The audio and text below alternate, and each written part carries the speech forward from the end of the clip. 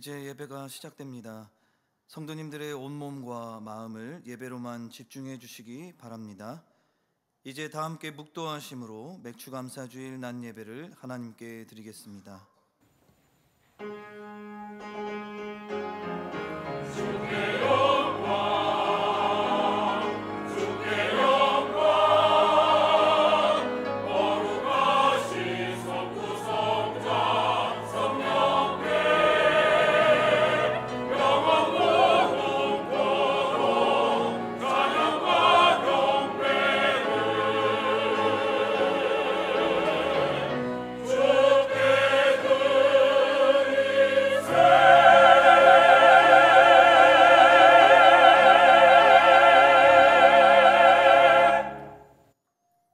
요셉은 무성한 가지 곧 샘 곁에 무성한 가지라 그 가지가 담을 넘었도다. 아멘. 하늘에 계신 우리 아버지여, 이름이 거룩히 여김을 받으시오며 나라의 마옵시며 뜻이 하늘에서 이룬 것 같이 땅에서도 이루어지이다. 오늘날 우리에게 일용할 양식을 주옵시고 우리가 우리에게 죄 지은 자를 사하여 준 것 같이 우리 죄를 사하여 주옵시고 우리를 시험에 들게 하지 마옵시고 다만 악에서 구하옵소서. 대개 나라와 권세와 영광이 아버지께 영원히 있사옵나이다. 아멘.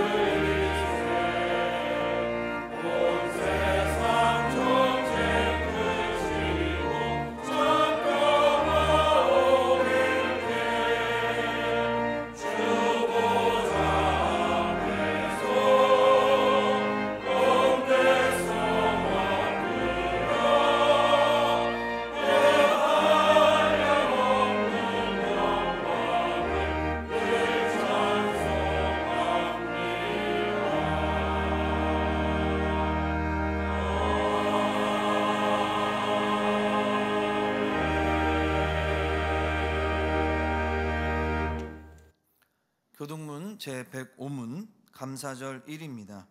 제105문을 함께 교독하겠습니다. 여호와께 감사하라. 그는 선하시며 여호와께 감사하고 그의 이름을 불러 아뢰며 그들이 광야 사막길에서 방황하며 거주할 성읍을 찾지 못하고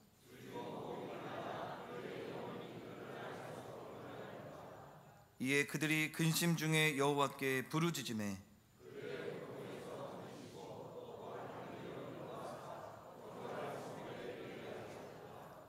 여호와의 인자하심과 인생에게 행하신 기적으로 말미암아 그를 찬송할지로다.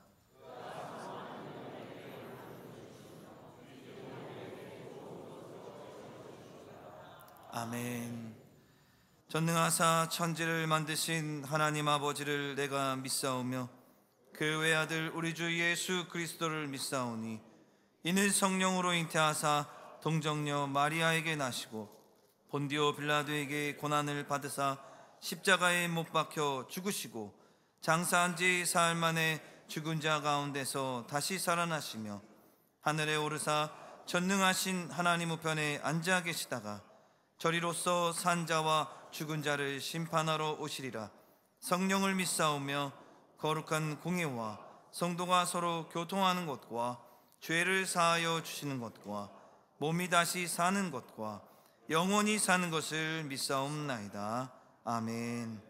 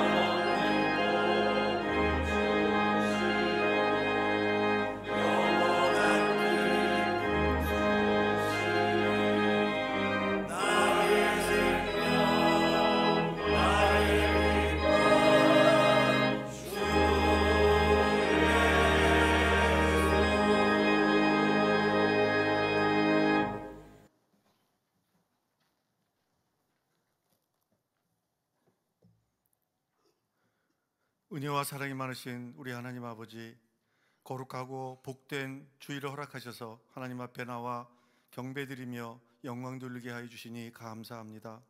특별히 이번 주일은 맥주 감사주일로 지난 반년 동안 하나님께서 우리에게 베풀어 주신 그 은혜를 생각하면서 하나님께서 기쁘게 받으시도록 감사의 향기를 올려드립니다. 먼저 하나님과 우리 사이에 가로막힌 죄의 담을 헐어주사 정결하게 하는 능력의 샘으로 깨끗이 씻어 주옵소서. 하나님 앞에 진정한 회개 없이 돌이킴이 없이 어찌 회복과 부흥을 기대할 수 있겠습니까? 우리에게 회개의 영을 부어주셔서 하나님과 화목한 우리 모두가 되는 귀한 은혜를 내려 주옵소서. 하나님 아버지, 우리는 지난 6개월 동안 오직 하나님의 돌보심 속에 살아왔음을 고백합니다. 먼저 혼란 가운데 놓여 있는 이 나라를 바라보면서 한국 교회의 지도자들 또 모든 성도들이 하나님 앞에 회개하며 나라와 민족을 위해서 끊임없이 간절히 기도하게 하시고 주변 강대국들의 세력과 북한의 핵 위협에서 저희를 지켜주심을 감사드립니다.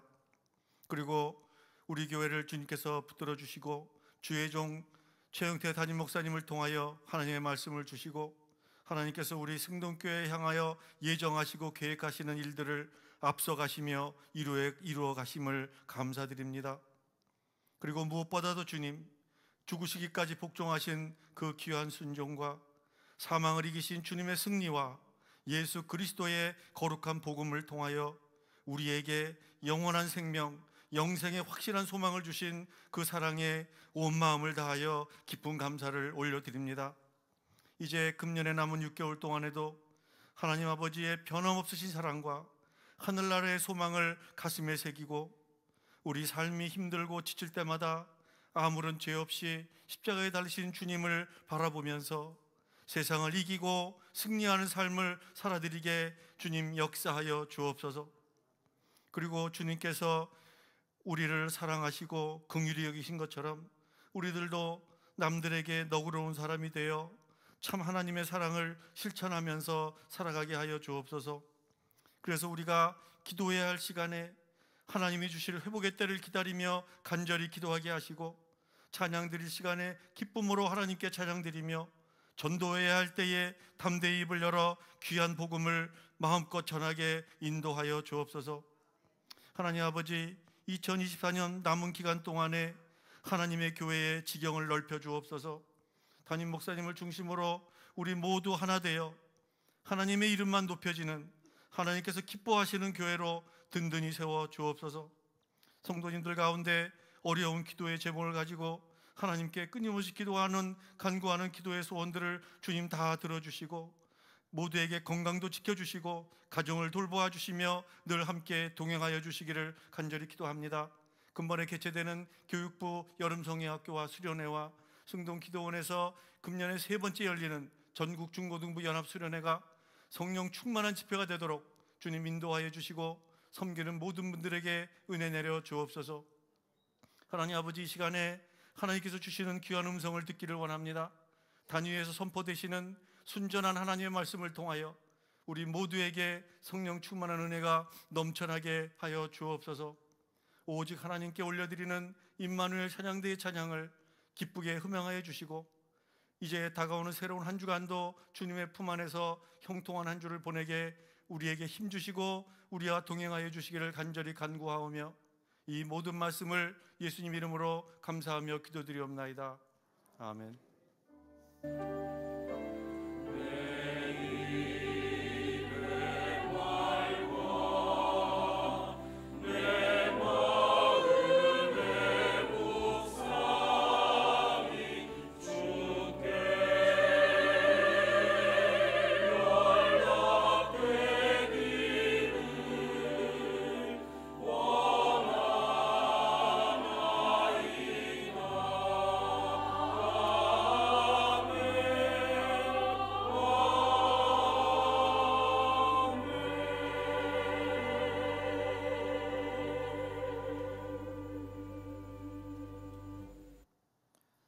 성경을 봉독하겠습니다.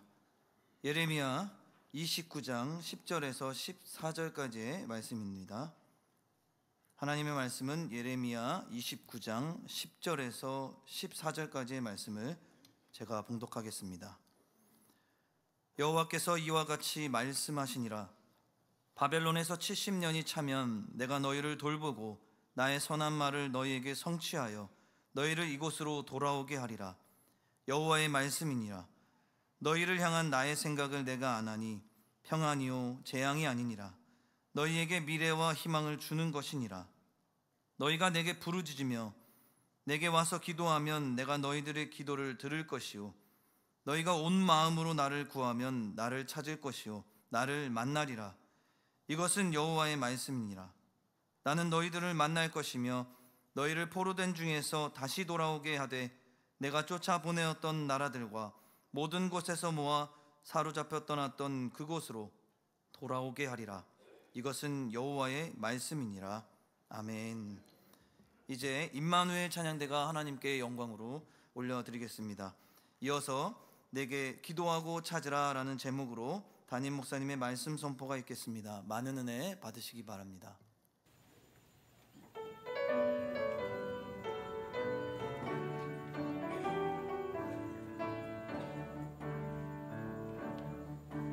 복의 근원 강림하사 찬송하게 하소서.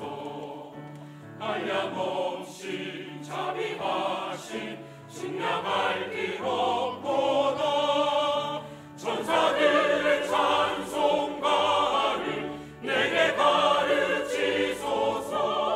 무속하신 그 사랑을 항상 찬송합니다.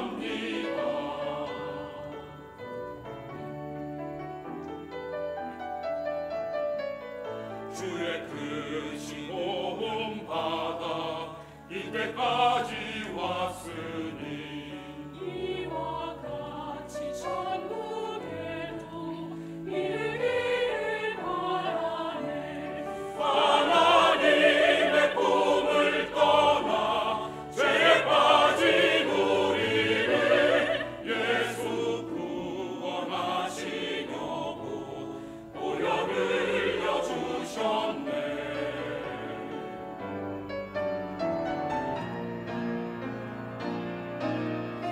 주의 귀한 은혜 받고 일생 빚진 자 되네. 주의 은혜 싹을 빼사 나를 주께 메소서. 우리 마음은 연약하여 범죄하기 쉬우니 하나님이 받으시고 전국인을 지소서. 전국인을 지소서.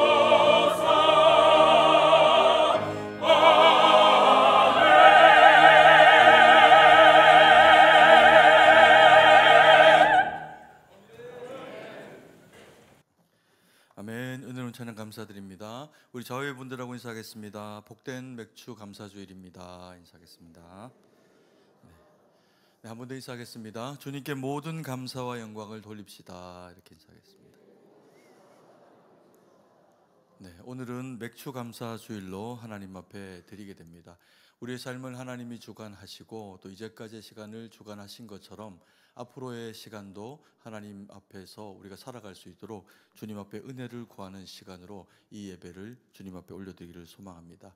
이스라엘 백성들에게는 하나님이 이와 같은 또 저런 그런 그 절기들을 많이 허락하셨습니다.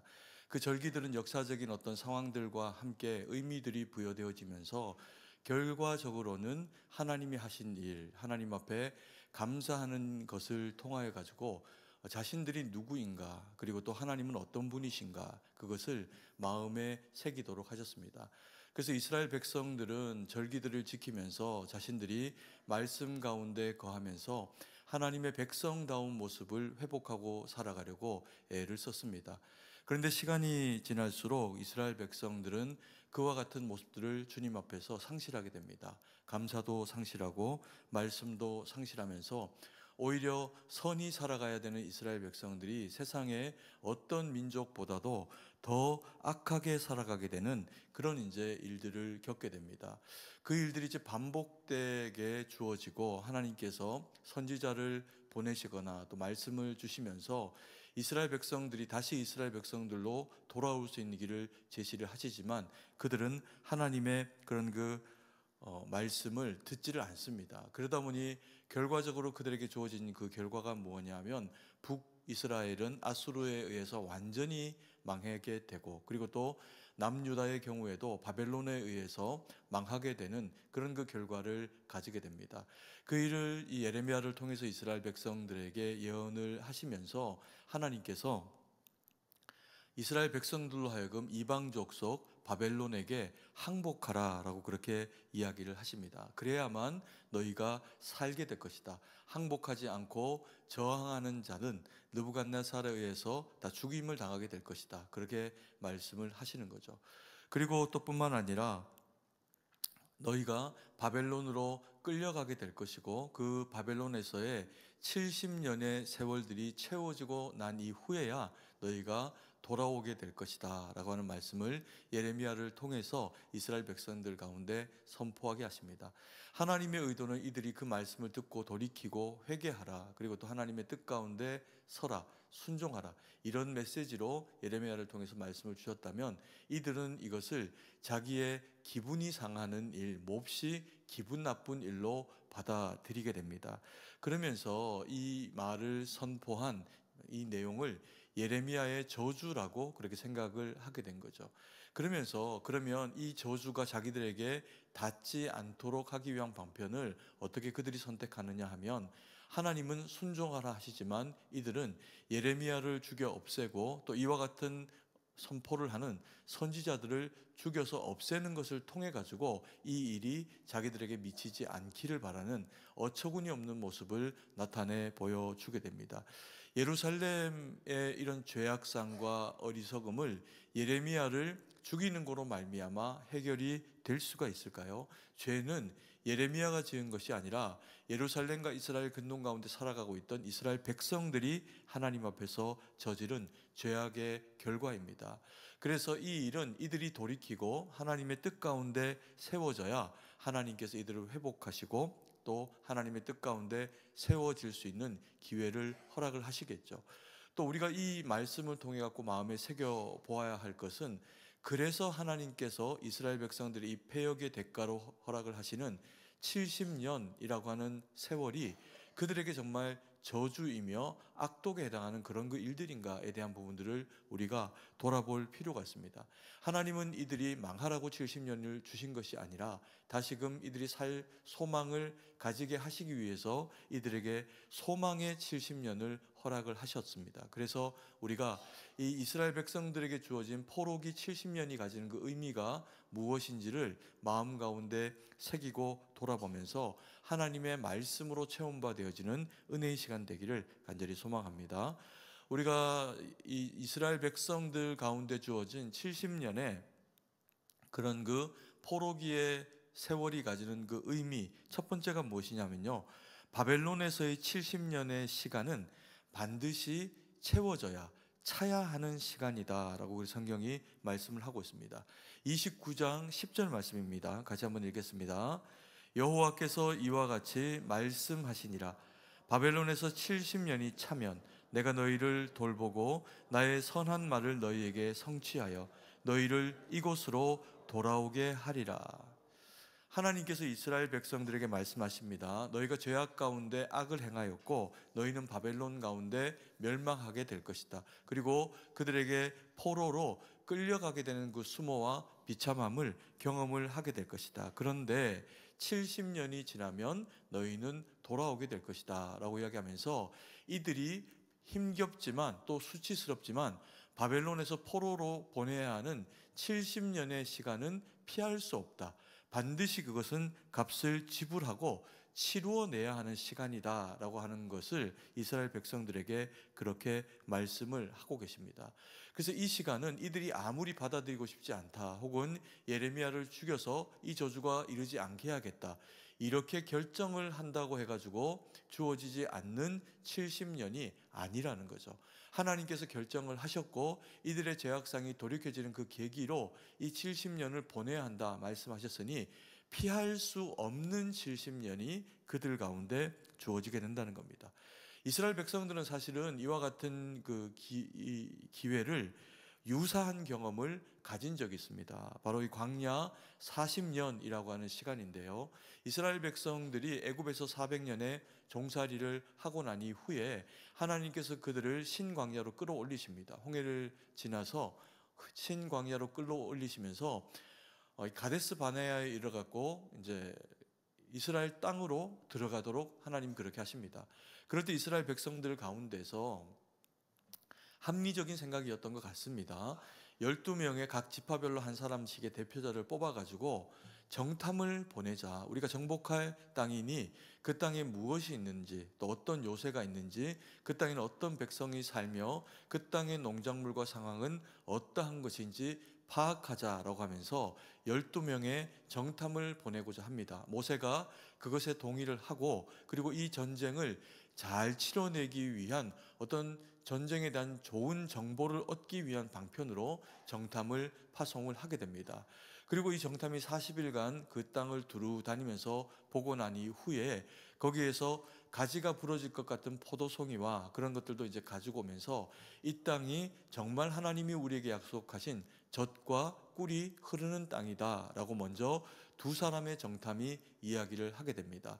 근데 그들의 그 이야기가 끝나고 나서 잠깐 그들에게 동의를 하는 것 같고 백성들이 와 하고 환호하는 것 같다가 그 가운데 이제 10명이 자신들이 보고 온 이야기들을 하게 됩니다. 이들은 하나님의 그 약속을 깡그리 잊어버리고 거기에서 본 현실의 내용들을 그들의 그 마음 가운데 담고 돌아오면서 두려움 가운데 젖어왔던 것 같습니다. 아무래도 이들이 400년 동안 전쟁 생활을 경험해 보지 못했고 노예로만 온전히 그렇게 살아왔기 때문에 당장의 현실로 하나님이 함께 하시지만 전쟁을 치르면서 그리고 가나안을 차지해야 한다라고 생각할 때 자신들이 가지고 있는 현실적인 그런 그 상황들이 그들은 미루어 알게 되고 또 그것과 비교해서 볼 때 성읍들을 가지고 있는 형태의 이 가나안 거민들이 매우 커 보이고 두려워 보였던 것 같습니다. 그래서 온갖 이제 폄하하는 말들로 하나님의 말씀, 약속을 다 잊어버리고 그 말씀을 지우면서 자기들이 본 내용으로 이스라엘 백성들의 가슴을 채워내게 됩니다.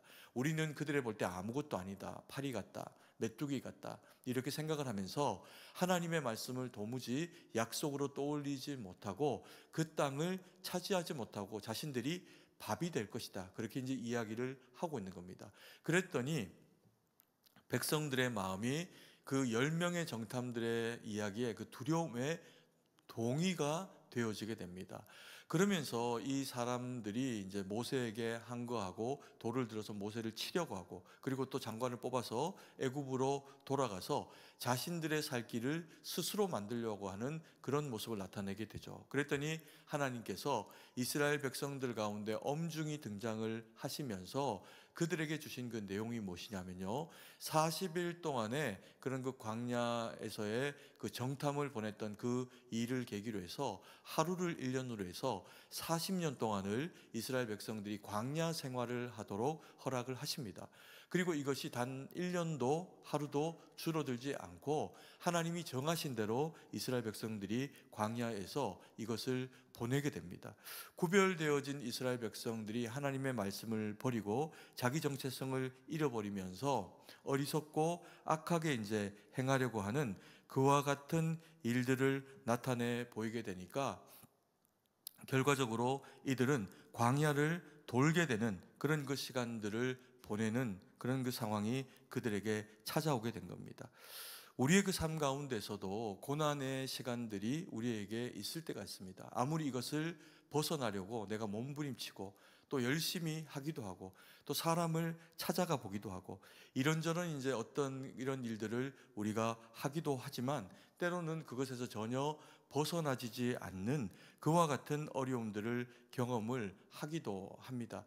그때는 사실 이것을 뭐 벗어나려고 몸부림을 안 해야 하는 것은 아니지만 경우에 따라서는 그 시기가 지나가야 하는 그런 그 시간인 경우들이 있다는 것이죠. 그때는 우리가 어떻게 해야 될까요? 하나님의 뜻 가운데 바로 서서 우리가 이 시간들을 믿음으로 잘 경영하고 이겨내는 그런 그 시간들, 버티는 시간들을 보내내야 한다는 겁니다. 그러면서 이스라엘 그 백성들이 하나님 앞에서 바로 세워지는 그런 그 시간들을 가졌던 것처럼 우리도 주의 뜻 가운데 그렇게 세워지는 시간을 가져야 되는 거죠. 이스라엘 백성들이 그렇게 40년을 광야를 돌고 나서 그리고는 이제 그 시간이 그러면 그저 고통스럽고 40년을 광야에서 버린 시간인가? 그렇지 않습니다.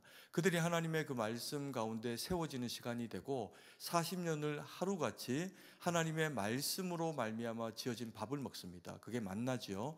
그 만나라고 하는 그 하늘에서 내려주는 하나님의 말씀을 따라 되어진 이 양식을 그들이 40년을 먹습니다. 그리고 하나님의 말씀을 듣고 그리고 새기고 그리고 걷고 하나님 가라 하시면 가고 서고 하는 이스라엘의 군사됨의 모습으로 이들이 준비되어지게 됩니다. 그러면서 이스라엘 백성들이 하나님의 군사가 된다라고 하는 것은 전쟁의 경험이 많고 전쟁을 잘 치러내기 때문에 하나님 앞에 좋은 군사가 되는 것이 아니라 하나님의 말씀을 따라 순종하고 그리고 주님이 함께 하심으로 승리한다라고 하면 믿음으로 그것을 치러내는 그런 군사가 좋은 군사다라고 하는 것을 이 광야 생활 가운데 깨닫게 됩니다. 그러다가 이들이 광야 생활을 정리를 하고 그리고는 이제 요단 동편에서 서편으로 들어가게 되죠. 그리고 이 여리고를 이겨내고 나서 하나님이 거기를 무찔러 주시고 나서는 이제 요단 중앙을 남북으로 전체적으로 이제 갈라져 가지고 한 번에 이 전쟁들을 치루어내게 됩니다. 그러면서 이 가나안 땅에 정착을 하게 되는데요. 정착하자마자 사실 이스라엘 백성들은 여호수아가 세상을 떠나고 갈렙이 세상을 떠나고 이렇게 하면서 사사기라고 하는 영적인 흑암의 시대를 맞이하게 됩니다. 하나님의 말씀을 잊어버리고 각자 소견에 옳은 대로 하는 세상을 맞이하게 된 겁니다. 그러면서 또 이제 영적인 흑암의 시기를 이스라엘 백성들이 보내게 되면서 이방의 침공을 받기도 하고 여러 가지 숱한 어려움들을 경험을 하기도 합니다. 그러다가 그들이 다윗이라고 하는 위대한 영적 지도자를 만나게 됩니다. 그도 고생을 많이 했지만 늘 언제나 한결같이 하나님 앞에 자신의 문제를 가지고 나아가면서 주님의 도우심으로 문제를 해결하는 그 지혜를 다윗은 고난 가운데 배우게 됩니다. 그리고 이스라엘의 왕이 되고 나서 그가 하나님의 말씀으로 이스라엘 땅을 통치하니 하나님이 그를 기쁘게 여기시면서 그의 대를 지속적으로 하면서 이스라엘의 통치자가 나오게 하십니다. 그런데 하나님의 말씀으로 이스라엘 백성들이 그래서 순종하고 계속 잘 지냈으면 좋은데 북이스라엘은 완전히 하나님 앞에 패망한 족속들이 되고요. 그리고 또 남유다도 좋은 왕도 나오고 나쁜 왕도 나오고 이렇게 하지만 이제 히스기야 이후에 유다의 역사 말미에 이르면 여호아스와 그리고 여호야김 그리고 여호야킨 시드기야 이런 이제 사람들이 등장을 하게 되면서 완전히 망하는 길로 하나님의 말씀을 무시하고 폐역된 길로 가게 되는 그런 그 상황들을 겪게 됩니다. 그랬다가 주어진 결과가 이스라엘 백성들이 망할 뿐만 아니라 70년간의 포로기의 시간을 보내도록 하나님이 하신 거죠. 이 포로기의 시간은 그렇다고 해가지고 이스라엘 백성들을 저주하시는 시간이 아닙니다. 이 시간을 통해서 이스라엘 백성이 더욱이 하나님의 말씀과 뜻 가운데 견고히 세워지도록 마치 용광로 속에서 불순물을 제거하도록 하는 것과 같은 또 다른 의미에서는 고난이 있으나 영적 축복의 시간이 이 바벨론의 시간일 수 있도록 하나님이 이스라엘 백성들을 그렇게 구별을 하신 것입니다. 우리도 이와 유사한 역사를 경험한 적이 있습니다. 일제 강점기 35년이라고 하는 짧지 않은 시간 동안에 우리는 역사적으로 너무나도 많은 수모와 또 물리적인 그런 그 수탈을 당하는 역사적인 아픔을 경험했습니다. 그리고서 우리가 얻은 것은 무엇일까요? 다시는 이와 같은 역사를 반복해서는 안 된다는 겁니다. 그 대상이 누구이더라도 일본이든 북한이든 혹은 중국이나 소련이든 어떤 강력한 외세에도 우리가 스스로 절대로 굴복하는 상황 가운데 들면 안 되고 하나님의 백성답게 주의 주권 가운데 있는 자주민으로서의 그 거룩한 삶을 잘 살아가도록 해야 한다. 그것이 이 시간이 우리에게 가지는 그런 그 의미죠. 이 70년의 기간이라고 하는 그 시간은 그래서요 영원한 시간이 아닙니다.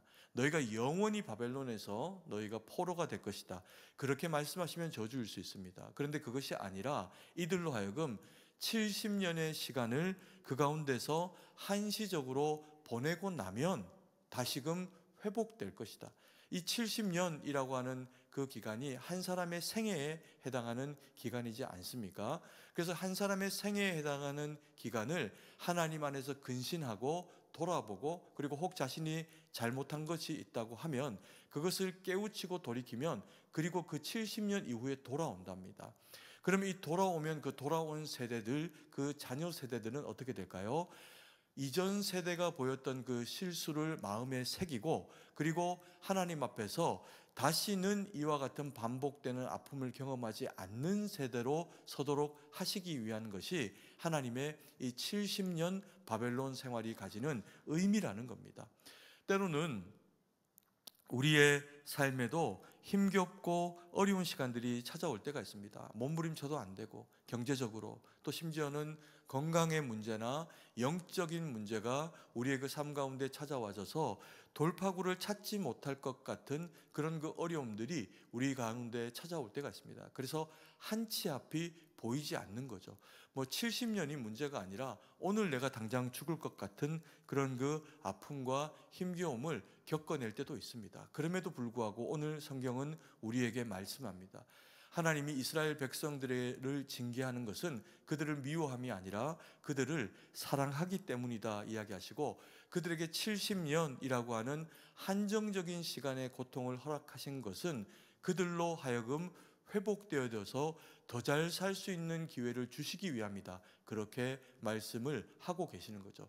그래서 때로는 우리가 죽을 것 같이 힘들고 어려운 일이 있어도 하나님이 우리를 사랑하시기 때문에 우리와 어떻게 하신다? 함께 하고 계신다. 그것을 성경이 우리에게 이야기를 하고 있습니다.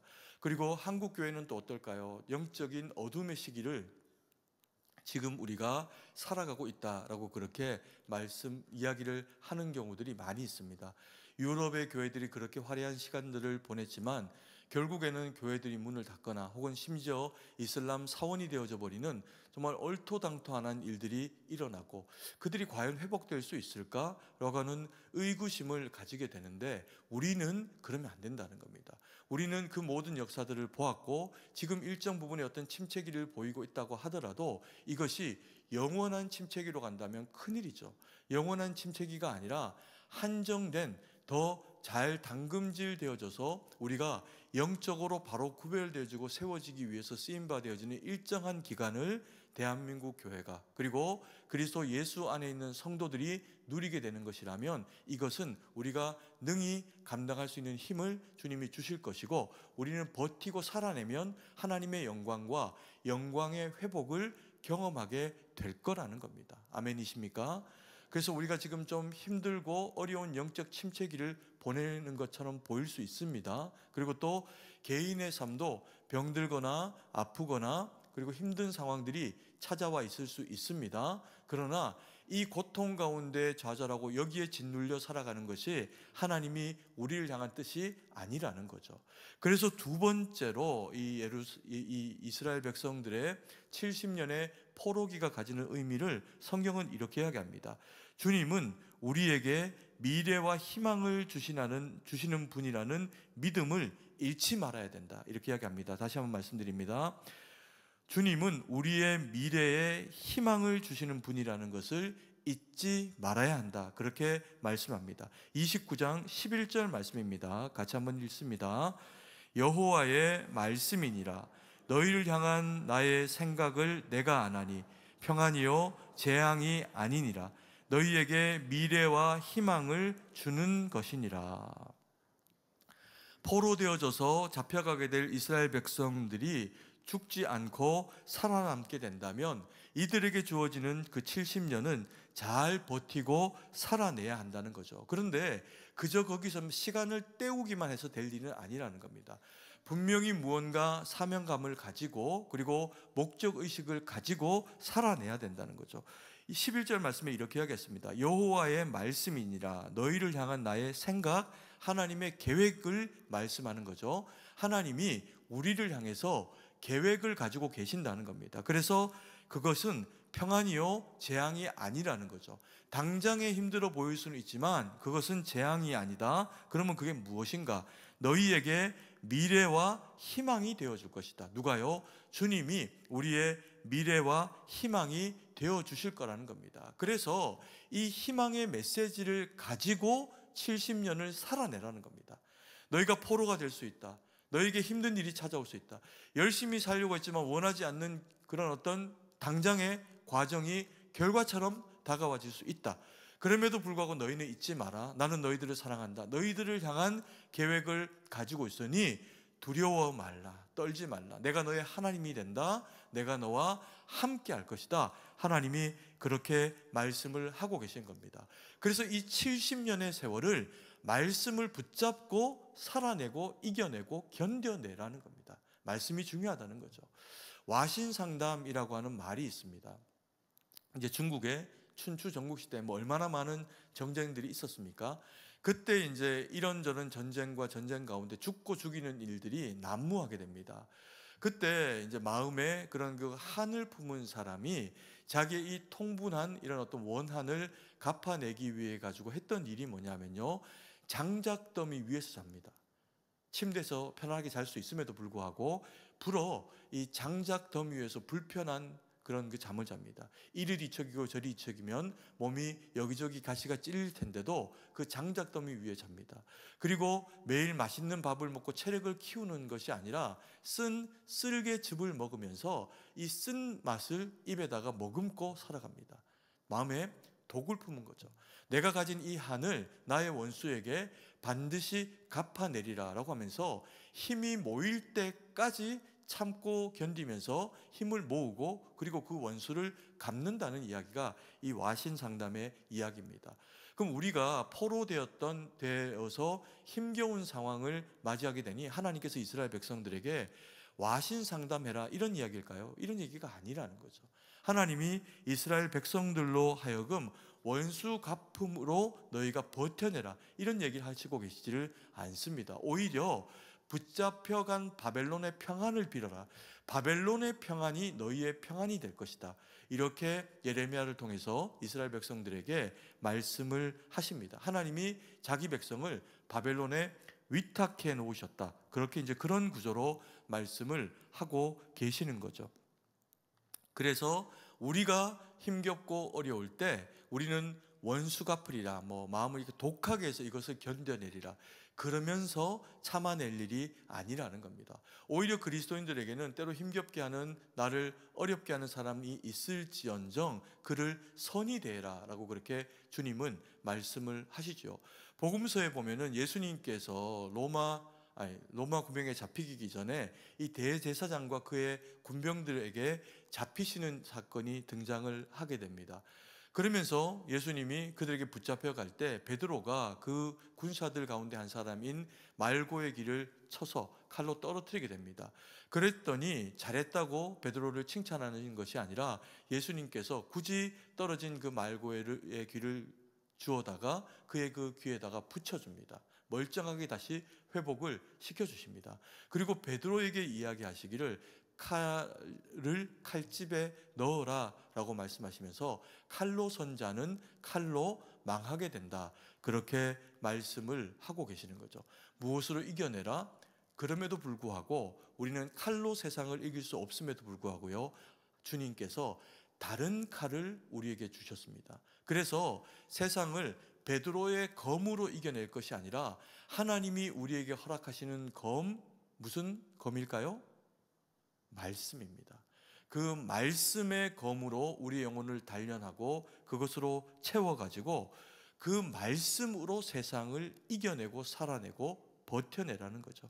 그래서 29장 11절의 말씀을 하나님이 우리에게 주셨다는 겁니다. 다시 한번 읽어보도록 하겠습니다. 여호와의 말씀이니라.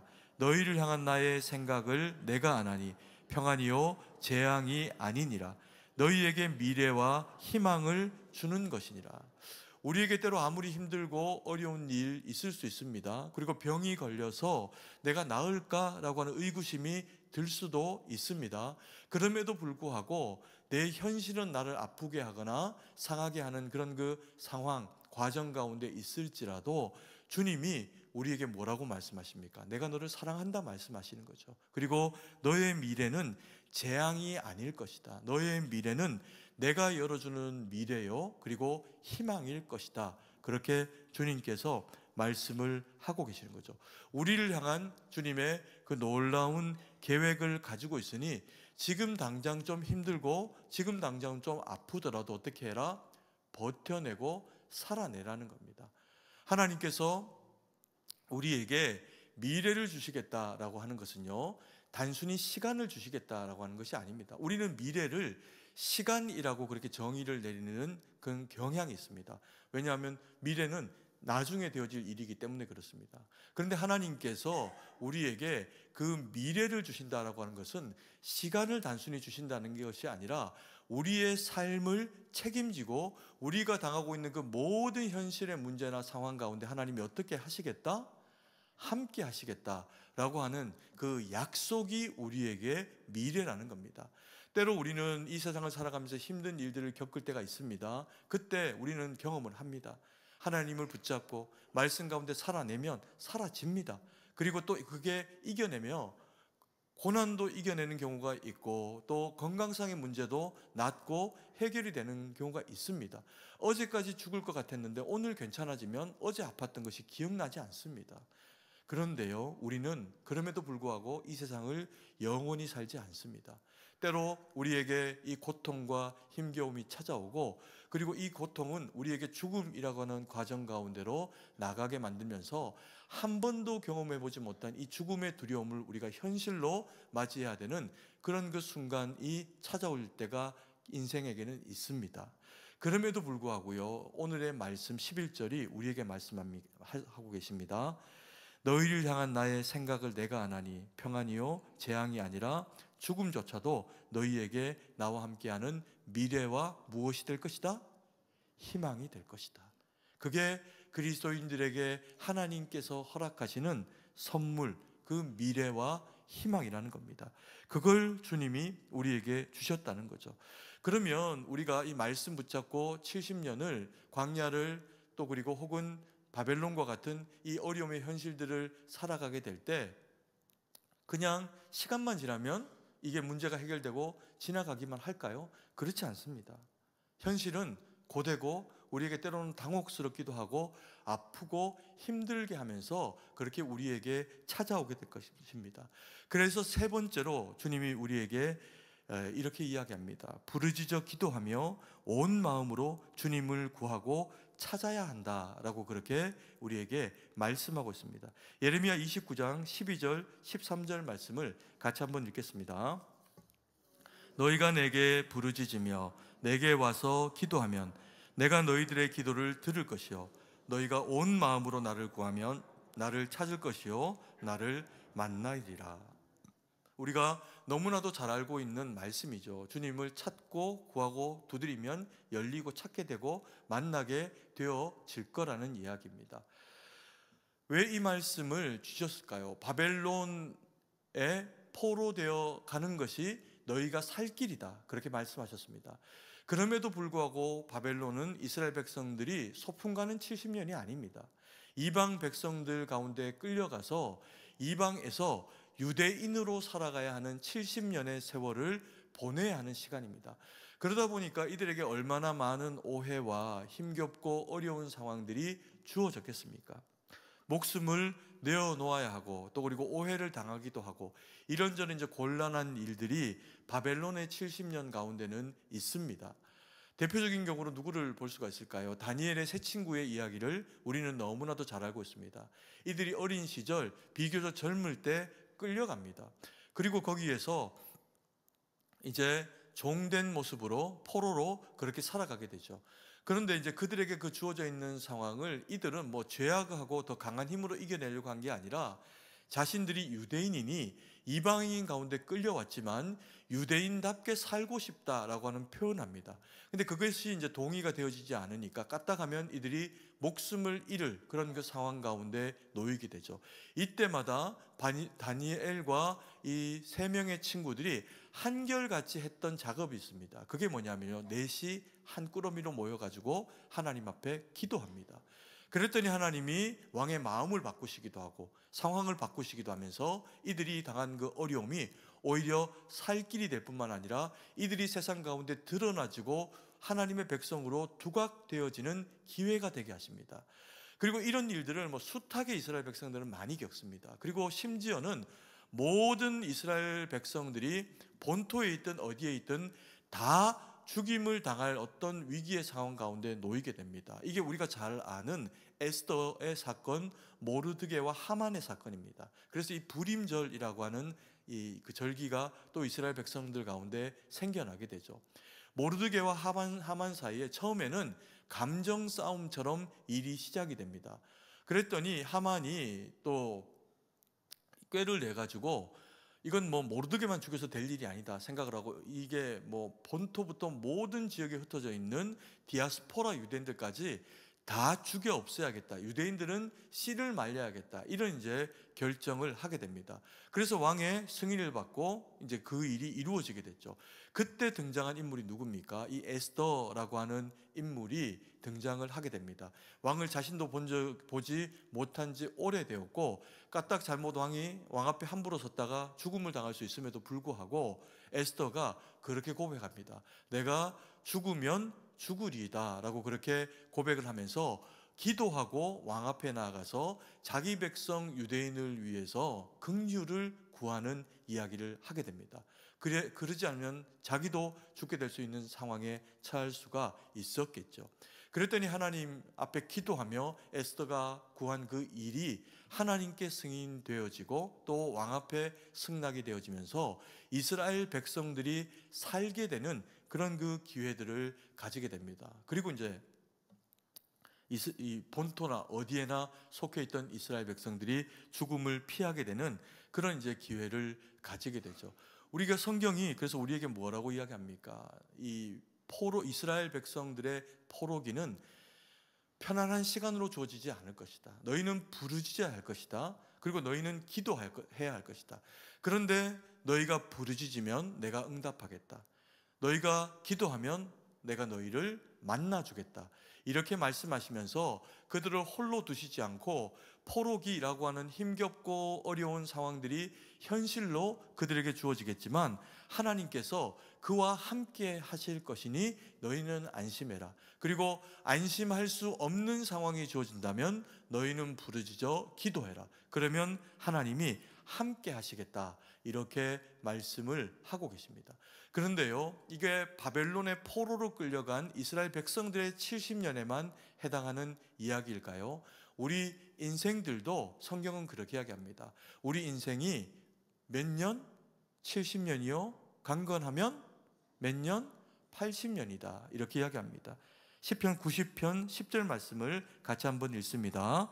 우리의 연수가 70이요 강건하면 80이라도 그 연수의 자랑은 수고와 슬픔뿐이요 신속히 가니 우리가 날아가나이다. 시편의 기자는 그렇게 이야기합니다. 우리의 연수, 우리의 생명의 기한이 70이요 강건하면 80인데 그 연수의 자랑은 수고와 슬픔뿐이다. 고생과 힘겨움의 연속이었다는 겁니다. 이게 신속히 가니 그런데 날아간다는 거죠. 이 땅을 살아가는 우리도 바벨론에서의 포로의 70년을 그들이 그렇게 보냈던 것처럼 우리도 이 땅 가운데서의 연수가 70이요 강건하면 80이요 요즘 조금 더 살아서 100세 시대라는 겁니다. 똑같다는 거죠. 결국에 우리가 살아가는 이 세상은 우리에게 영원을 살아가는 세상이 아니고 잠시 살아가는 세상이라는 겁니다. 70년을 살든 80년을 살든 100년을 살든 누구도 영원을 살아갈 수는 없다라는 것을 말씀을 하는 거죠. 그러면 이 말씀이 그대로 우리에게 적용이 됩니다. 우리의 인생 동안에 70이요 80이요 100세가 되어지는 그 인생의 연한 가운데서 우리가 살아가야 되는 삶의 방식이 무엇이라고 그렇게 성경이 말씀을 하고 있습니까? 여전히 우리가 주님을 의지하고 힘들지만 주님이 우리와 함께 하실 것이다. 이것을 확신하며 말씀을 붙잡고 힘들 때마다 기도하며 이 고난을 이겨내며 살아야 한다는 겁니다. 그게 주님이 우리에게 약속하고 계시는 말씀 그 내용이라는 거죠. 그래서 오늘 읽은 이 시편 29편의 말씀은 결론적으로 14절에 이렇게 이야기합니다. 이것은 여호와의 말씀이다. 이렇게 이야기합니다. 같이 한번 읽습니다. 이것은 여호와의 말씀이니라. 나는 너희들을 만날 것이며 너희를 포로된 중에서 다시 돌아오게 하되 내가 쫓아보내었던 나라들과 모든 곳에서 모아 사로잡혀 떠났던 그곳으로 돌아오게 하리라. 이것은 여호와의 말씀이니라. 이것이 무엇이라고요? 이것은 여호와의 말씀이랍니다. 이것을 문장의 앞에 뒤에 이야기하고 그 전에도 이야기하면서 이 짧은 구절 가운데서 이것은 여호와의 말씀이라는 거죠. 무엇이 여호와의 말씀이라는 겁니까? 힘겨움이 있을 거다. 때로는 이 포로되는 것과 같은 고난과 어려움들이 너희의 인생 가운데 찾아오게 되는 일들이 있을 거라는 겁니다. 그때 우리는 믿음으로 무엇을 붙잡아라? 말씀을 붙잡아야 한다는 거죠. 우리에게 허락된 시간은 그저 주어진 인생이라고 하는 시간이 아니라는 겁니다. 우리에게 주어진 이 시간, 이것은 하나님이 우리와 함께 하시는 미래요, 주님이 우리와 함께 하시는 미래이기 때문에 주어지는 희망의 시절이 될 것이다. 그러니 너희는 힘들고 어렵지만 때로 주어지는 그 환경 가운데 있는 힘겨움은 말씀을 붙잡고 이겨내라. 그리고 그럼에도 불구하고 더 큰 곤란과 힘겨움이 너희의 삶을 장악하고 육신은 병들고 또 상황은 어렵고 또 남들이 나를 이해하지 못하는 것과 같은 현실의 어려움의 상황들과 문제들이 너희 가운데 찾아올 때가 있어도 보이지 않아도 너희는 어떻게 해라? 나를 어떻게 하라? 부르짖으라. 어떻게 하라? 기도하라. 그러면 만나질 것이고 내가 너희와 함께 할 것이다. 이것이 여호와의 말씀이라는 겁니다.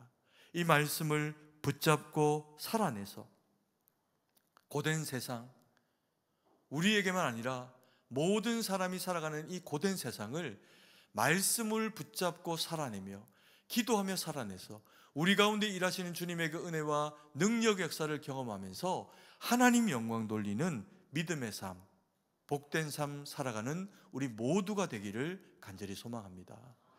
기도드리겠습니다. 사랑의 아버지 하나님, 은혜와 사랑을 감사드립니다. 오늘 주신 말씀 우리가 마음에 새기고 주의 뜻 가운데 서려고 합니다. 때로는 힘들고 어려운 시련들이 우리의 삶 가운데 찾아올지라도 아버지 하나님, 우리의 미래가 되어주시고 희망이 되어주시기로 하시는 주님의 그 말씀을 붙잡고 기도하며 아버지 하나님, 주님과 동행하는 믿음의 삶을 살아가려고 합니다. 주여, 우리를 불쌍히 여기시고 은혜 베풀어 주셔서 아버지 하나님, 우리가 당하는 그 모든 삶의 현재 가운데 함께 하셔서 하나님 영광 돌리는 미래, 주님이 우리에게 희망을 주시는 미래를 맞이할 수 있도록 은혜로 우리 가운데 역사하여 주시옵소서. 병들고 또 가난하고 지치고 힘든 고된 인생을 살아가는 주의 백성 있습니까? 주신 말씀으로 위로받게 하시고 하나님이 능력이 되어주셔서 아버지 하나님, 우리가 잘되고 우리를 회복하게 하실 것이며 우리의 자손들 또한 잘되게 하실, 그래서 허락하시는 그 70년 믿음으로 살아내기를 다짐하며 결정하는 우리 모두에게 하나님의 한결같은 은혜와 능력으로 채우시고 함께하여 주시옵소서. 주님께 모든 것을 의지하고 감사드리며 살아계신 주 예수님 이름으로 기도드립니다. 아멘. 주의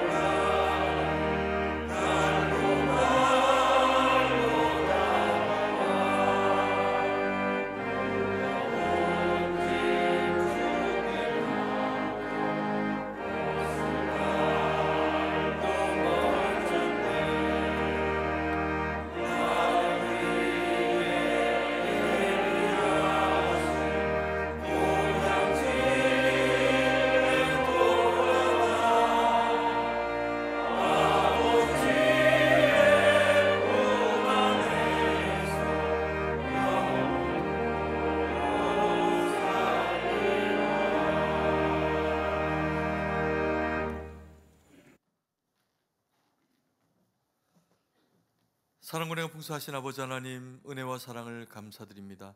이스라엘 백성들이 70년 동안 볼모되어져서 바벨론 가운데서 억울하게 살아가게 된 것처럼 하나님의 백성이되 아버지 하나님, 이 땅 가운데서 여전히 육신 가지고 70이요 80인 인생을 살아가는 저희들을 주님께서 불쌍히 여기시고 주의 거룩한 백성 삼으셔서 주의 택한 자녀로 삼아주신 것을 감사와 영광을 올려드립니다. 이 땅 살아가는 동안에 우리에게 필요한 모든 것을 주님이 공급하시는 것을 우리가 믿음으로 알고 아버지 하나님, 그 가운데 일부러 주님 앞에 거룩한 예물로 드리게 될 때 하나님 이 예물을 기뻐 받으시고 주님의 일에게 귀하게 쓰임되어질 수 있도록 은혜를 베풀어 주시옵소서. 뿐만 아니라 주님 앞에 믿음으로 넉넉함으로 감사로 드린 그 예물을 주님이 받으시고 또 이 맥주 감사 예물도 주님이 받아주셔서 바친 손길들마다 더 큰 은혜와 능력으로 채우셔서 받침이 아버지 안 드리지 아니함보다 덮은 풍요로움이라는 것을 아는 그 믿음의 지혜가 우리 가운데 있도록 은혜로 채우시고 함께하여 주시옵소서. 뿐만 아니라 아버지 하나님, 우리 가운데 연약한 지체들이 있습니다. 그래서 드리고 싶으나 드리지 못한 연약한 지체들의 그 영혼과 삶 가운데 함께 하시고 위로하여 주셔서 더 큰 은혜와 능력으로 채우셔서 바치는 인생, 믿음의 삶이 될 수 있도록 하나님께서 은혜로 함께하여 주시옵소서. 아버지 하나님, 주님께 모든 것을 의지하고 감사드리며 우리를 회복하시는 예수님 이름으로 기도드립니다. 아멘.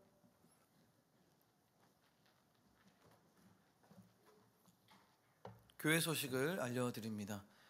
오늘 우리 교회에 처음으로 오신 분들을 예수님의 이름으로 환영합니다. 본당 1층 새가족 부실로 오셔서 환영과 안내를 받으시기 바랍니다. 새가족을 위한 친교 및 공부도 있습니다. 오늘은 맥주감사 주일입니다. 우리에게 언제나 필요한 것을 공급하시는 하나님의 은혜에 감사하며 맥주감사 헌금을 드립니다. 기쁨으로 참여해 주시기 바랍니다. 정기당회가 오늘 저녁 예배 후에 당회실에서 있습니다. 오늘 낮 2부 예배 후에 오여전도의 원례회가 1층 소예배실에서 있습니다. 권사회 원례회가 7월 10일 수요일 오후 3시에 1층 소예배실에서 있습니다. 교육부 여름성경학교 및 수련회 일정이 화면과 주보에 나와 있습니다. 참고해 주시고 위하여 기도해 주시기 바랍니다. 2024년 전국 중고등부 연합수련회가 7월 30일부터 8월 1일까지 승동 기도원에서 있습니다. 자세한 사항은 화면과 주보에 있으니 참고해 주시고 위를 위해서 함께 기도해 주시기 바랍니다. 전교역자 수련회가 7월 9일 화요일에 있습니다. 나머지 교회 소식은 주보를 참고해 주시고 이제 다 함께 일어나서 찬송가 1장을 찬양하고 축도로 예배를 마치겠습니다.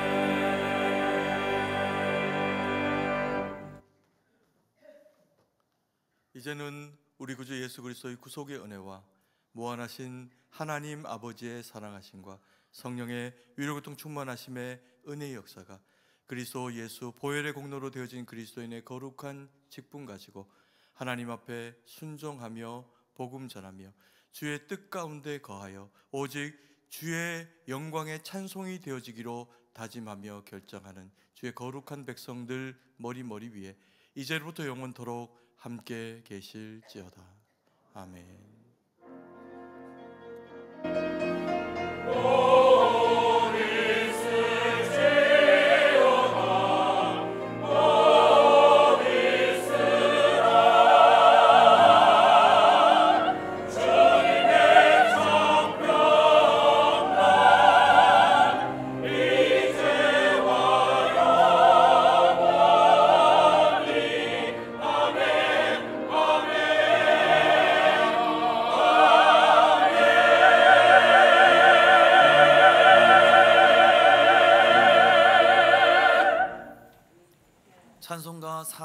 53장 1절에서 4절 찬양하시겠습니다.